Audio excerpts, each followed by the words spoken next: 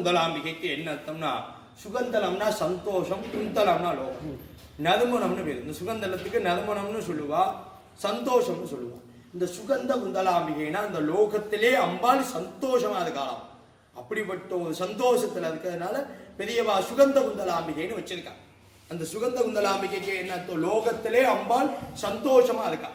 அப்ப எதனால சந்தோஷமா இருக்கா? அதுக்கு ஒரு காரணம் வேணும்ல, அதுக்கு ஒரு கதை உண்டு. எதனால இங்க சந்தோஷமா இருக்கா? அப்பதான் இந்த அம்பாள் போய் சுவாமியை பார்க்கறாளாமா. இந்த சுவாமியை பார்த்தோன்னே என்ன தெரியுது? ஹரியும் சிவனும் ஒன்னா இருக்க திருமணி அம்பாள் பார்க்கிறா. என்னைக்குமே ஹரி வேத சிவன் வேதம் சொல்லிட்டு இருப்பான். இந்த கோவில்ல மட்டும்தானே முதல் அவதாரம் கோவில் ஆச்சு. அதுக்கப்புறம் தானே பெருமாள் 10 அவதாரம் எடுத்து 10 லிங்கத்தை பிரதேசம் பண்றா. இந்த முதல் அவதார கோவில்ல அண்ணாவையும் கணவதி ஒரே விக்கிரகத்துல பார்த்துட்டு அம்பாள் சந்தோஷம் அடைதாளாம். தன்னோட பூதிப்பு அடைஞ்சுக்கிறார்.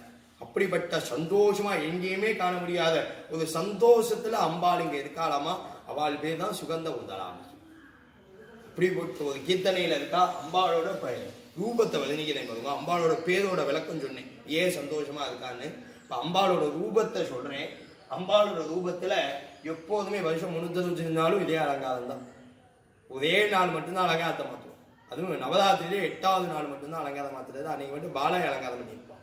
இப்ப அது வரைக்கும் அம்பாள் எந்நேரமும் நகை சாத்திருப்போம். அந்த நகையில யார் இருக்கான்னா மகாலட்சுமி. அந்த இச்சா கிரியா ஞானாசக்தி சுரூபி. அப்ப அந்த ஆபரணத்துல மகாலட்சுமி, அந்த கவசத்துல சரஸ்வதி, விஸ்வரூபத்துல பார்வதி, 3 பேத்தோட சுரூபமாக அம்பாள் அனுகிரகம் பண்ணிட்டு இருக்கா. அதனாலதான் இங்க காமகோடி பீடம். அம்பாள் திருவடிப்பட்ட இடம் இங்க பீடத்தோட பேர் காமகோடி பீடம். அதனாலதான் முன்னாடி ஸ்ரீசக்கரம் இருக்கிறது மகாமேரு. காஞ்சிபுரத்துல மட்டும்தான் ஸ்ரீசக்கரம் உண்டு, மகாமேரு உண்டு. அங்க காஞ்சி தெளிவா பண்ணியிருப்பா. அங்க ஸ்ரீசக்கரத்தோட பண்ணியிருப்பா அம்பாள் காஞ்சிபுர காமாட்சி அம்மன். அதே காமாட்சிங்க தான் அங்க எழுந்து அருள்வாளிக்கிறான். அங்க பத்மாசனம் போட்டு உட்காந்துருக்கா. பத்மாசனம் போட்டு ஆதிசங்கர ஸ்ரீசக்கரம் பிரதிஷ்டை பண்ணி அம்பாள் சாதுவான குணத்துல அங்க அருள்வாளி சென்றிருக்கா. அதே காமாட்சி இங்க எழுந்து அருள்வாளிக்கிறாளாம். சரஸ்வதி, லட்சுமி, மகாபார்வதி 3 பேத்தோட சுரூபமாக அங்க அனுகிரகம் பண்ணிட்டு இருக்கா. அப்படிப்பட்ட ஒரு சுரூபம் தான் நாம பார்த்துட்டு இருக்கக்கூடிய மகா சுகந்த குந்தலாம்பிகை அப்படின்னு காமகோடி பீடம் ஸ்ரீசக்கரம் மகா விஸ்வரூபனாகியாக எந்நேரமும் அலங்கார ரூபத்திலே இருப்பா. ஆதிபதாசத்தோட சொல்லி இது அவ அலங்காரத்தை வதனிக்கிறது. இன்னொரு கதை உண்டு வருவோம். இந்த நவராத்திரி 9 நாள் ஆகிறது. 9 நாளும் 9 அசுரனா அடிக்குதா அம்பாள். 9 விதமான ரூபங்களை கொண்டு அம்பாள் அழிக்குதா. 9 விதமான அசுரனா அழிக்குதான்னு புராணம் சொல்றது. அப்ப ஒரு ரிஷிகள்லாம் சேர்ந்துட்டான். இந்த ரிஷிகள்லாம் சேர்ந்து, அம்மா நீ இந்த பண்டாசுரன் ஒரு அசுரனை உன் கையால வதம் பண்ணணுங்கிறது தாழ்பதியோ நீதாமா வதம் பண்ணணும், நீதான் அந்த அசுரனை அழிச்சு தேவதைகளை காக்கணும்னு அம்பாளுக்கு ஒரு கடமை வந்தது. அப்ப அந்த கடமையில போர்ல போய் அசுரனை அழிக்கணும். அம்பாளோட பேர் என்ன? சுகந்த குந்தலாம்பிகை. போருக்கு போய் அம்பாள் கோவப்பட்டுட்டானா அந்த பேருக்கு அர்த்தம் இல்லாம போயிடும். அப்ப அவள் பேர் வந்து அர்த்தம் இல்லாம போயிருவேன். அப்ப அந்த போருக்கும் போகணும், அந்த அசுரனையும் அழிக்கணும், அப்ப தேவதைகளையும் காக்கணும். அப்பனா எந்த ரூபமாக போனா நமக்கு கோபமே வராது. அப்பதான் அம்பாள் அடுத்த க்ஷணமே தான் ரூபத்தை மாத்திட்டு இருக்காங்க. எப்படி வேதங்களை காக்க பெருமாள் மீன் அவதாரம் எடுத்த மீறி அம்பாள் தேவதைகளை காக்க அசுரனை அழிக்க 5 வயசு குழந்தையாக அவதாரம் பண்றா. பாலாம்பிகையாக அவதாரம் பண்றாளாமா. ஏன்னா அந்த குழந்தைக்குதான் கோபம்னா என்னன்னு தெரியாது. அப்படி 5 வயசு குழந்தையாக அவதாரம் பண்ணி போருக்கு போறது. அந்த குழந்தை போர்ல எல்லாம் அடிச்சுக்கிறத பார்த்துட்டு சிரிக்கிறது. அந்த அசுரனை அழிக்கும் போது சிரிக்கிறது. அந்த அசுரனை அழிச்சுண்டு வரும்போதும் சிரிச்சுட்டே வராலாம். அப்படி போருக்கு போகும்போது கூட அம்பாள் கோபத்தை வெளிக்காட்ட. அப்படிப்பட்ட சாதுவான அம்பிகை. அப்ப திரும்பி வந்து தான் சுயரூபத்தை அடைஞ்சு தான் திரும்பியும் சுகந்த குந்தலாம்பியாக ஆட்சி பண்றா காமகோடி பீடத்துல. அப்படி நவராத்திரி 8வது நாளுக்கு மட்டும் இந்த அம்பாளுக்கு 5 வயசு குழந்தையா அலங்காரம் பண்ணி வச்சிருப்பா. பாலத்திற்கு சுந்தரியாக அலங்காரம் பண்ணி வச்சிருப்போம். அன்னைக்கு மட்டும் வந்தா பாலையாக அம்பாளை தரிசனம் பண்றான். அதனால ரிஷிகள் இருக்கா.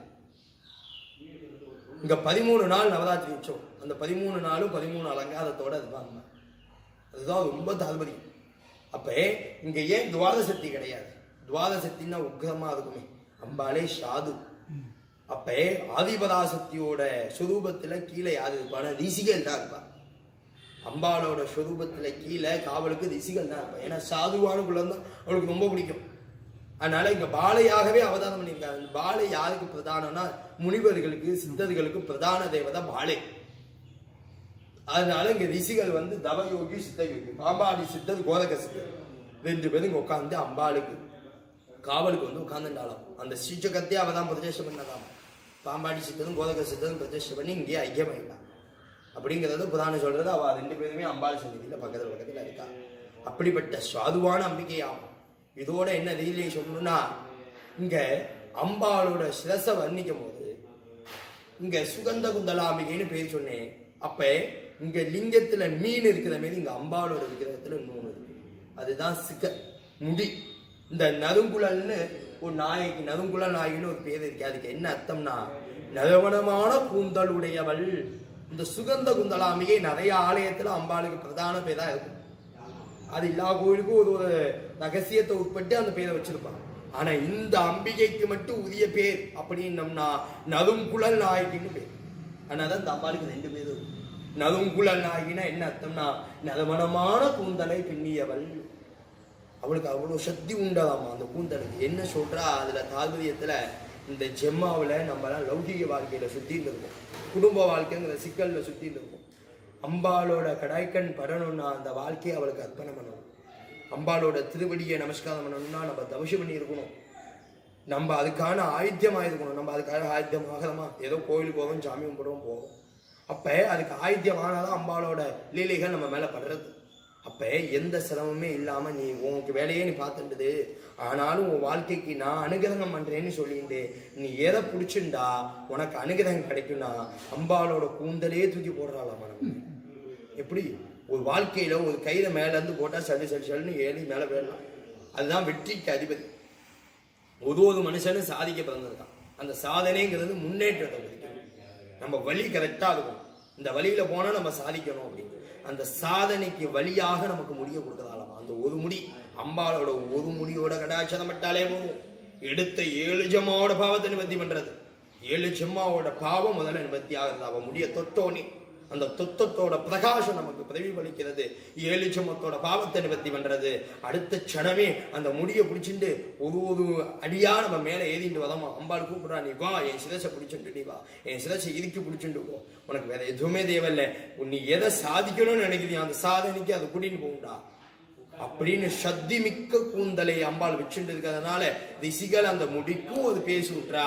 அதுதான் நறுங்குழல் நாயகி. அந்த நறுங்குழல் நாயகிக்கு என்ன அர்த்தம்? நறுமணமான கூந்தல். அது மகா சக்தி வாய்ந்த கூந்தல். அதை மட்டும் நீ பிடிக்க ஆசைப்படு, மற்ற எதுவுமே பிடிக்க ஆசைப்படாத. அதெல்லாம் பேராசையில சேரும். அம்மா உன் கூந்தலோட ஒரு முடியோட அனுகிரகம் மட்டும் எனக்கு கொடுமா. இந்த லோகத்துல அது எனக்கு கிடைச்சாலே எனக்கு இந்த லோகத்துல நான் சாதிச்சதுக்கு சமம் அப்படின்னு அம்பாள்கிட்ட நீ ஒரு முடிய மட்டும் நீ கேளு, அவ அத்தனையும் உன்ட்ட கொடுத்துருவா. நீ ஒரு முடிய கேளு, அவ வச்சிருக்க அத்தனை முடியுமே உன்ட்ட கொடுப்பா. நீ குடுன்னு கேட்க வேண்டாம் அம்பாள்கிட்ட. அவ குடுன்னு கொடுக்கறதுக்கு முன்னாடியே கொடுத்துருவாளாமா. ஏன்னா அச்சதைய பார்த்ததும் நம்ம போட்டோனே வேணும்னு கேட்க வேண்டாம். அச்சய பாத்திரத்துல அல்ல வந்துட்டே இருக்கும். வேணும்னு அச்சய பாத்திரத்தை வச்சுட்டு கேட்கலாம் வேண்டாம். அது கொடுக்க எப்படி கொடுத்துட்டே இருக்குமா, அதே மாதிரி அச்சய பாத்திரமாக அம்பாள் இருக்காளாமா. அது எடுக்க வந்துட்டே இருக்கிறது, நம்ம கேட்க கொடுத்துட்டே இருக்கிறதாமா அம்பாள். அப்படிப்பட்ட அம்பாள் தான் இப்ப நம்ம தரிசனம் பண்ணிட்டு இருக்கோம். அப்படிப்பட்ட லீலை. இதோட ரகசியம் இன்னொன்னு சொல்லணும்னா என்னன்னா, எங்கேயுமே காண முடியாத துர்கையே இங்க காணலாம். அம்பாளுக்கு நேரு சன்னதி துர்கை. ஒரு ஸ்டெப்பு நவுந்துதான் இருப்பா துர்கை. அவ ஏன் துர்கை அங்க இருக்கானா, அவ துர்கையோட பேர் முதல்ல தெரிஞ்சுக்க. துர்கைனா அஷ்ட புஜன துர்கை. அவளோட பேர் அஷ்ட புஜன துர்கை. நல்லா கவனிக்கணும். அஷ்டம்னா 8, புஜம்னா கோபம். துர்கை அஷ்டபுஜன துர்கைனா உக்கிரமான துர்கை. 8 கைகள்லயும் 8 ஆயுதம் வச்சுட்டு இருக்கா, மைசனை மிதிச்சுட்டு இருக்கா. அப்படி உக்கிரமான உள்ள துர்கைக்கு பேர் என்னன்னா அஷ்டபுஜன துர்கைன்னு பேர். அப்ப அவ ஏற்காண்டி அங்க இருக்கானா துஷ்ட சக்தியெல்லாம் அம்பாளை தாண்டி தானே போகணும். இங்க எல்லா தெய்வமுமே சாதுன்னு சொன்னீங்க. அவ்வளவு உக்கிரமான தேவதைய இங்க ஏன் பிரதிஷ்டை பண்ணியிருக்கா அப்படின்னா, இங்க அம்பாள் சாதுவா இருக்கணும்னா அம்பாளுக்கு காவலா ஏதாச்சும் ஒரு தேவதை இருக்கணுமே காவலுக்கு. அவதான் துர்கையே காவல் இருக்கலாம். துர்கையே பெரிய சக்தி. துர்கையை சுத்தியே எத்தி ஜவல் காவல். காத்தியாயனாய வித்மஹி கன்யகுமார்த்திமிஹி தன்னோ துர்க பிரச்சோதயாக. ஏன்னா துர்கையை சுத்தியே 8 சண்ட முண்டன்னி தாதன்னி சண்டிகா முண்டன்னி அப்படின்னு 8 தேவதை காவலுக்கு இருப்பா. தேவதைகள் நிறைய விரிவாக்க இதுக்கு போனோம்னா நிறைய விரிவாக்க இருக்கிறது. அப்ப அவ்வளோ பெரிய துர்கா தேவியவே காவலுக்கு நிப்பாட்டி இருக்கானா, அப்ப இந்த அம்பாளோட சக்தியை வர்ணிக்க முடியுமா? முடியாது. அப்ப அந்த துர்கையை நினைச்சு பார்க்கலாம். இவ்வளவு பெரிய ஆதிபதா சக்தியை நம்ம போய் பார்க்க முடியாதானே. அந்த ஒரு க்ஷணம் துர்கையை தன்னை மறந்து ஒரு ஸ்டெப் அப்படியே நவந்து அம்பாள் முகத்தை பார்க்கலாமா. என்னைக்குமே நான் சிரிச்சா நீங்க சிரிப்பேன், நீங்க சிரிச்சா நான் சிரிக்கணும், அதுதான் தார்மரியம். அந்த சந்தோஷம் பத்திக்குமா. அந்த மாரி இங்க உள்ள அம்பாளோட சந்தோஷம் அங்க உள்ள துர்க்கை மேல பற்று. ஆனா அவளோட நிலை என்ன, அவளோட அவசரம் என்ன, அவளோட அஷ்டபுஜன துர்க்கைனா கோபம். அந்த முகத்தை பார்த்தாலே அந்த ஆங்காரம் தெரியும். இப்ப போய் துர்க்கையை பார்க்கணும், சிரிச்சுட்டு இருப்பான், கையில ஆயுதம் இருக்கும், மைசனை மிதிச்சுட்டு இருப்பா. இதெல்லாம் வச்சிருக்கணும்னா அவ கோபமான ரூபத்துல இருக்கணும். அப்பதான் அவ அஷ்டபுஜன துர்க்கை. அந்த அஷ்டத்தை மறந்து புஜத்தை மறந்து புஜத்தையே மறந்து அம்பாள் அனுகிரகம் பண்ணக்கூடிய துர்க்கையாக இங்க இருக்கலாம். ஏன்னா இவ சந்தோஷம் பட்டு. அப்படிப்பட்ட ஆதிபராசக்தியோட சந்தோஷம் அவளை போய் துர்க்கையை போய் பார்த்தா தெரியும். கலகலகலன்னு சிரித்தா. அவள் சிரிக்கிற பாவனை சாதாரணமாகவே தெரியும். ஏன் அவ்வளோ சந்தோஷம்னா இங்க உள்ள அம்பாளை தரிசிச்சதுனால வந்த சந்தோஷம். அப்படிப்பட்ட சாதுவான, அப்படிப்பட்ட எந்நேரமும் சாதுவாகவே இருக்காங்க.